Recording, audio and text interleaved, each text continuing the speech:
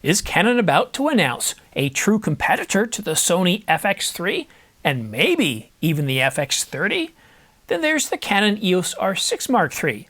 Has a date been pushed once again? And what about the R7 Mark II? Yes, that's also still a thing. Well, we've got an update there as well. So stick around and I'll untangle this mess in this information-packed video. And don't forget to subscribe if you like your camera news with a side of sarcasm and slightly less confusion than a Sony menu. Which, let's be honest, is about as confusing as assembling IKEA furniture blindfolded while being chased by a goose.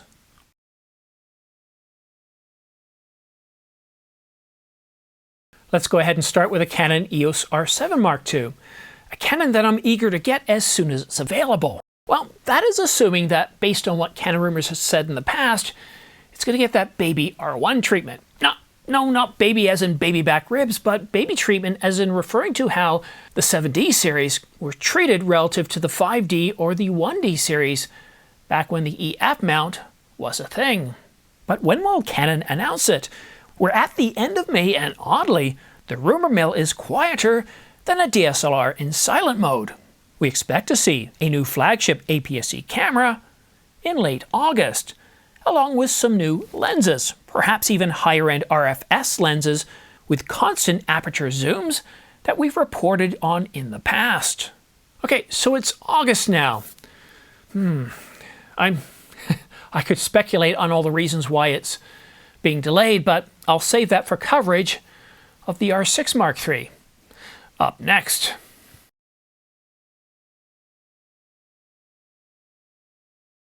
As for the Canon EOS R6 Mark III, that camera was rumored to be announced in Q4 back in 2024.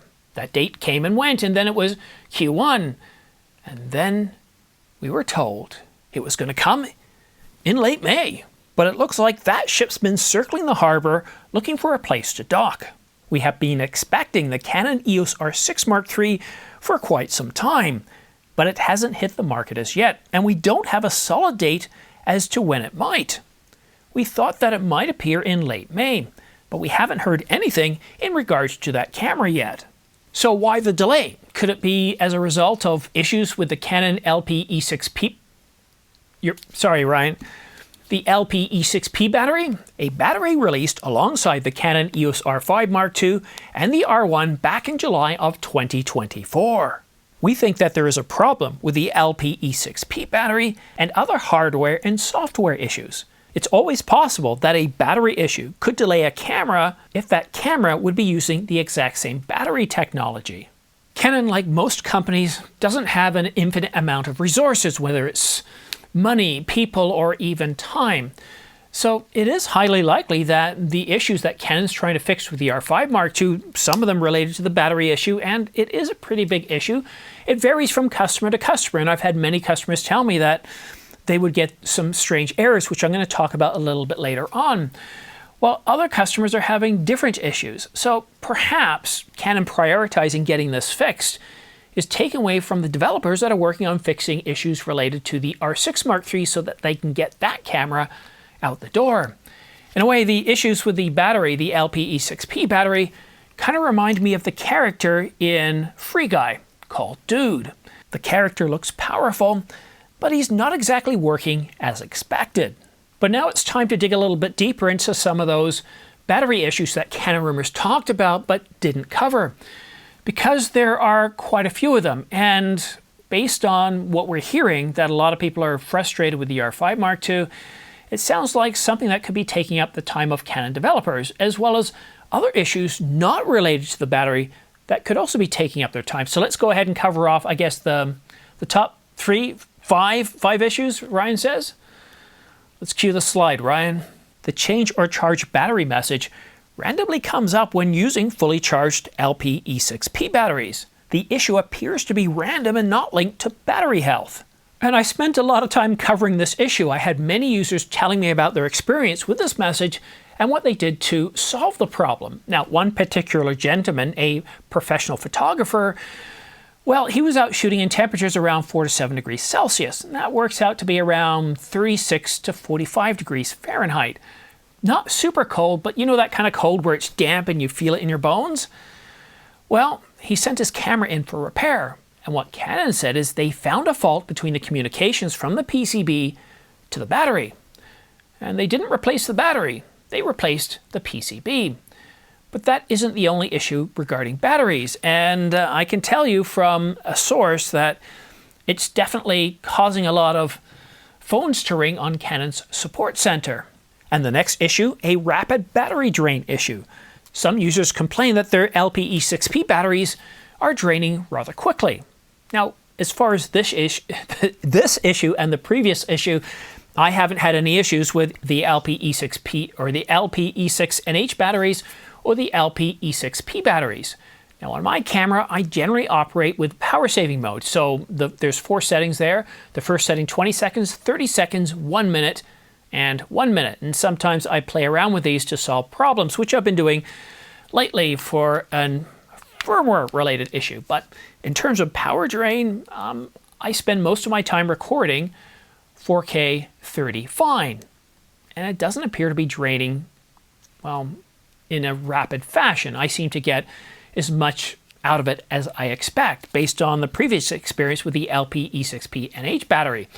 And I also have a battery grip which is right up here, and when I'm going out for those longer events I take this and I never ever have an issue with batteries. So it appears that some of these issues, well, they could be dependent not on the particular firmware update, which we're going to cover shortly, but it could be related to the types of components that are used on various, well, printed circuit boards. Depending on where the parts are sourced and depending on what batch model, depending on many various factors, it could be why that some are having these issues and others haven't. Earlier this winter, well, I could say last winter now, I was out shooting in temperatures down to minus 18 degrees Celsius, minus 1 degree Fahrenheit, and I didn't have a single issue with rapid battery drain or the other battery related issue where I got that message of change or charge battery. Others have complained about problems with dummy batteries. Several users have found that the dummy battery solutions that worked with the LPE6NH batteries, well, they don't work reliably with the LPE6P battery on the R5, well, the R5 Mark II. And that's where the R5 II fails to boot or loses power mid-use. Now this could be related to multiple issues, one being the authentication protocols for the LPE6P battery, or it could be how the power is delivered to the PCB and the rest of the camera.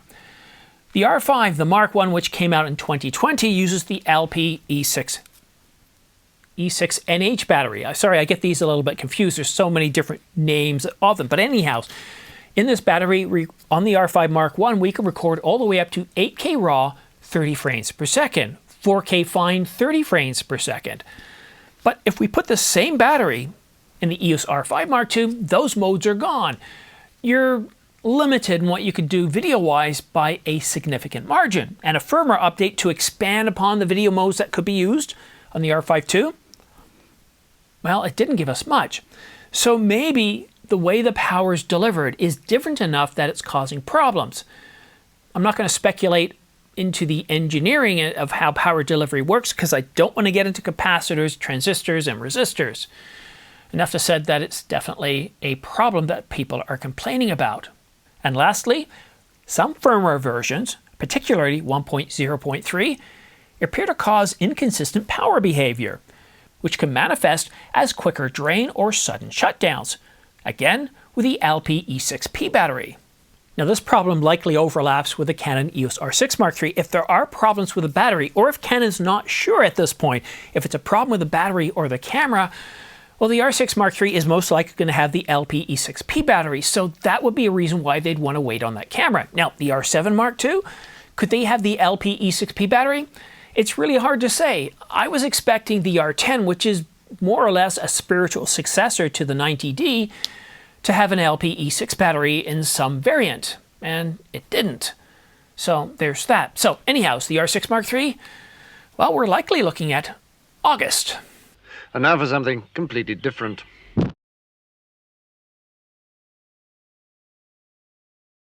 We were told recently that Canon will be releasing a full-frame V-series camera, which currently include the PowerShot V1 and the EOS R50V. It's likely going to be based off a current full-frame camera, and the EOS R6 Mark III seems like the best camera platform for it.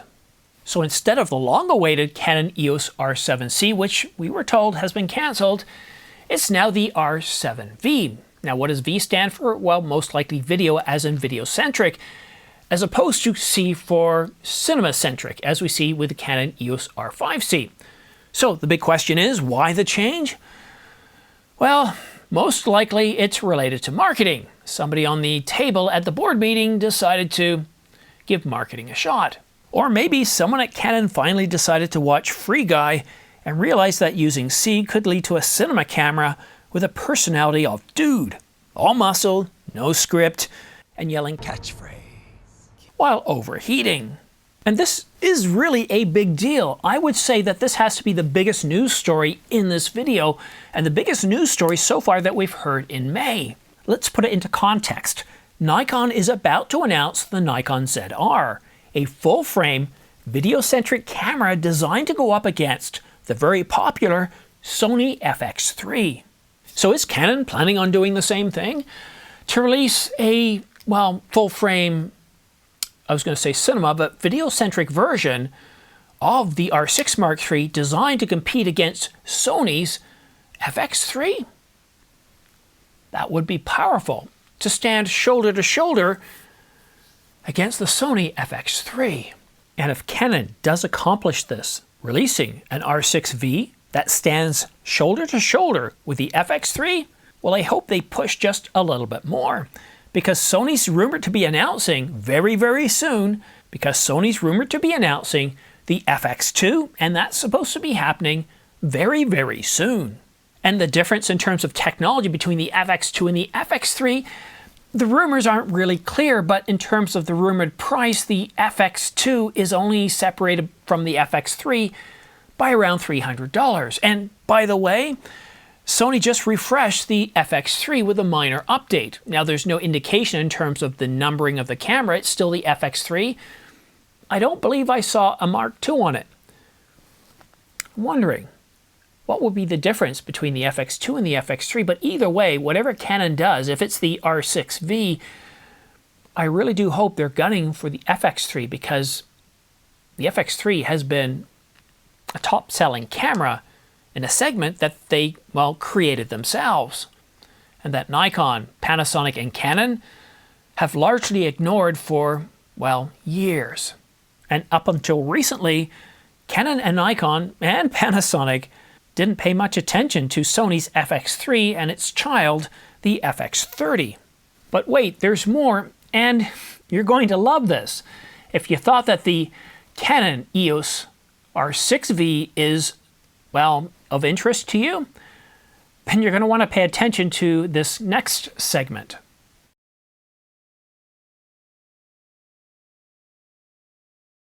If you like the R6V, then you're going to like the R7V. There's been a lot of talks about the EOS R7V, but Canon Rumors hasn't heard anything about that in a while.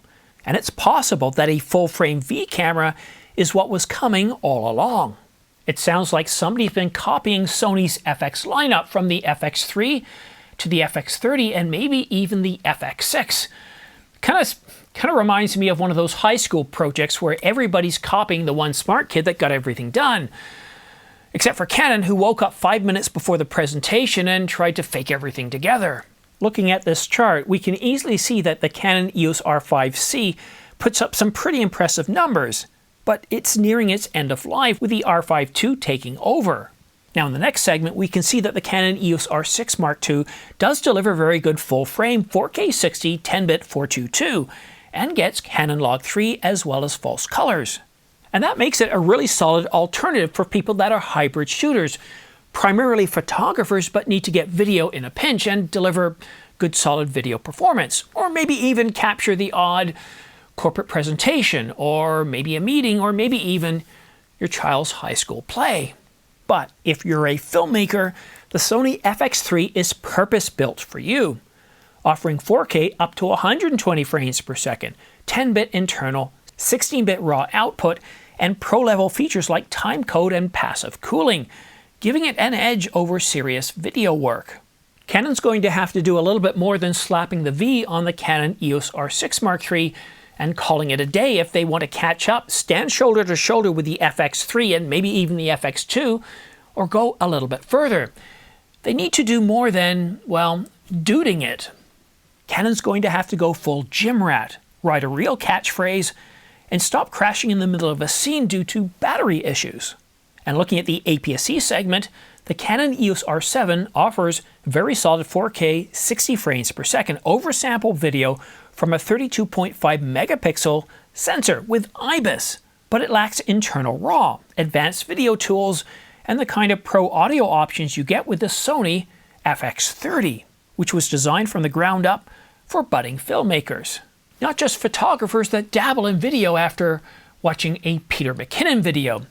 And yes, you know who you are. The Sony FX line's been out for a while, but when Sony released the FX3 and then the FX30, they expanded the segment. And what they did was show the world that, look, here are some real solid cinema cameras, some video-centric cameras for YouTubers, for budding filmmakers, for people doing corporate presentations, for doing YouTube channels. And you know what? They started to sell really, really well. And when it was clear that Canon, Nikon, Panasonic, and the rest of the field weren't even dealing with this segment, were largely ignoring it, well, Sony just took off with their FX3 and their FX30. And while the Canon EOS R5C did a good job to try and compete against the FX6, according to Canon rumors, the R7C is likely dead. And that's a shame. Now, the Canon EOS R5 Mark II does a pretty good job of extending some of those capabilities. But you see, the R5C had cinema menus, was designed as a cinema-first camera, something that the R5 II doesn't do. And I love the R5 II, I have it. But I really like what Sony's done with the FX6, the FX3, and the FX30. They're very solid cameras. And what Canon's planning on doing with this new EOS RV line, first coming out with the R50V, and then with a possible R6 or R7V? Well, for these to really stand out, because if we look at the pricing, again, let's throw out that sheet, Ryan. Look at the pricing here. The R50V at $679, its regular price, is a pretty solid camera. The R7 at $1499, if they could turn a V into that, that would also be a solid camera.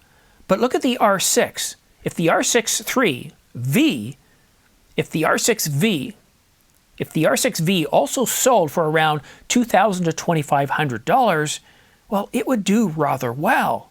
After all, the Sony FX3 sells for $38.99, just $100 less than the Canon EOS R5 Mark II. And I know I've crammed an awful lot into this video, but there was a lot of news in that Canon piece. I wanted to dig a little bit deeper into some of the battery issues that could be causing problems. And when we talk about the R6V and the R7V, I really think that if you're Canon and you've got a team together to think up what you're going to do here, you've got engineers, you've got product specialists, you've also got photographers, videographers, cinema team, photography team, as well as some marketing people involved, you got to be looking at Sony and saying, look, we've got to address the FX3 and the FX30 in anything that we do. Just as the R50V addressed some of the, well, product availabilities with Sony's vlogging cameras from the ZV-1 to the various sundry versions of that ZV-1 that was derived from the capabilities of the original Sony a7S III, a camera that hasn't been refreshed, and it's been out for almost, well, 5 years. So very interesting. And thank you for staying around to the very end of this video. It's been a rather exciting one to shoot. I very much appreciate it. And if you are interested in purchasing any of the camera gear that I talked about, please consider using my affiliate links down below in the description. These guys right here from Adorama, B&H, and Amazon.com. I get a small commission back, and whether you click on that item or something else, as long as you do it within one sitting, I get a small commission back, and it really does help support the channel, keep the lights on, and it's very much appreciated. But if you're one of those people that likes watching every video to the end, I would like to know a little bit more of what goes on behind the scenes, or you'd like a video done just for you, or maybe you have a question, let me know, and I'll I'll do that. All you have to do is click the join button and become one of the insiders, because what I do is I put out weekly videos, and sometimes it's just about what goes on behind the scenes, and sometimes it's answering your questions just for you. And we also do live streams periodically. There's no set schedule, and they're private live streams where you can even join us, and if you like it, you could join one of the regular public live streams that come up. Anyhow, so thank you so much for tuning in. Have yourself a great day, a great week, and we'll see you again soon.